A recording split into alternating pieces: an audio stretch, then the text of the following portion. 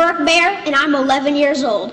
I came here today to talk about what's wrong with our food system.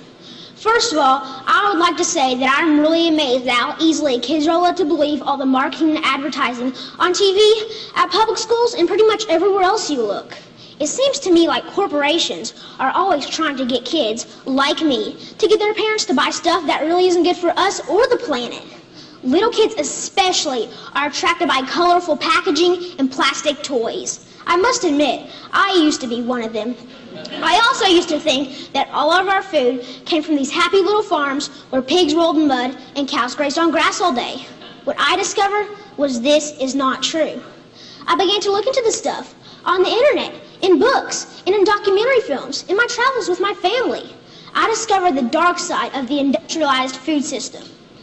First, there's genetically engineered seeds and organisms.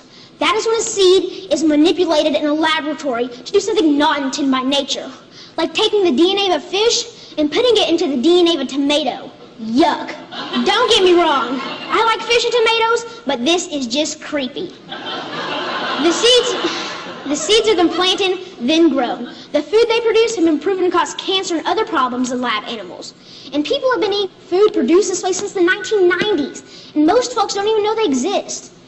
Did you know rats that genetically engineered corn had developed signs of liver and kidney toxicity? These include kidney inflammation and lesions and increased kidney weight.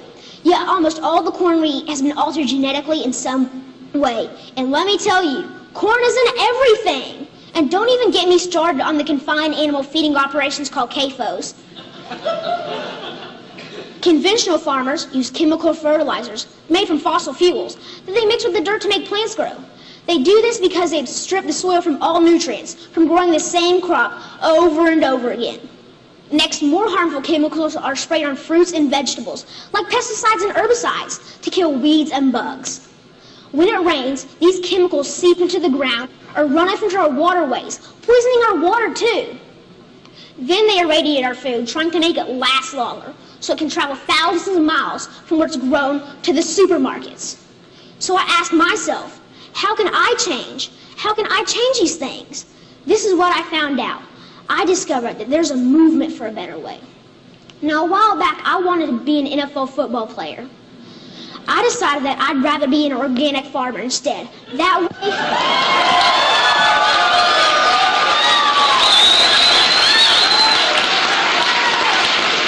Thank you. And that way I can have a greater impact on the world. This man, Joel Salatin, they call him a lunatic farmer because he grows against the system. Since I'm homeschooled, I went to go hear him speak one day. This man, this lunatic farmer, doesn't use any pesticides, herbicides, or genetically modified seeds. And so for that, he's called crazy by the system.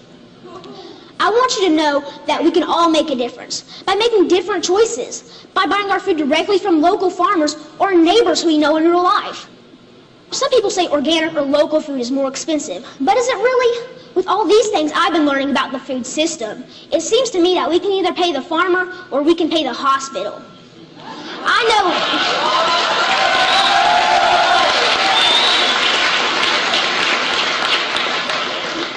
know definitely which one I would choose. I want you to know that there are farmers out there, like Bill Keener and Sequatchie Coast Farms in Tennessee, whose cows do eat grass and whose pigs do roll in the mud just like I thought. Sometimes I go to Bill's farm and volunteer so I can see up close and personal where the meat I eat comes from. I want you to know that I believe kids will eat fresh vegetables and good food if they know more about it and where it really comes from.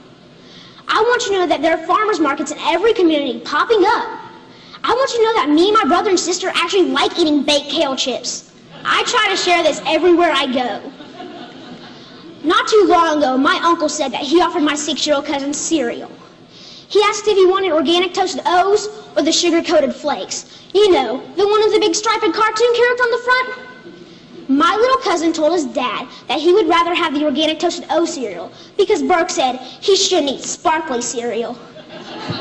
And that, my friends, is how we can make a difference, one kid at a time. So next time you're at the grocery store, think local. Choose organic, know your farm, and know your food. Thank you.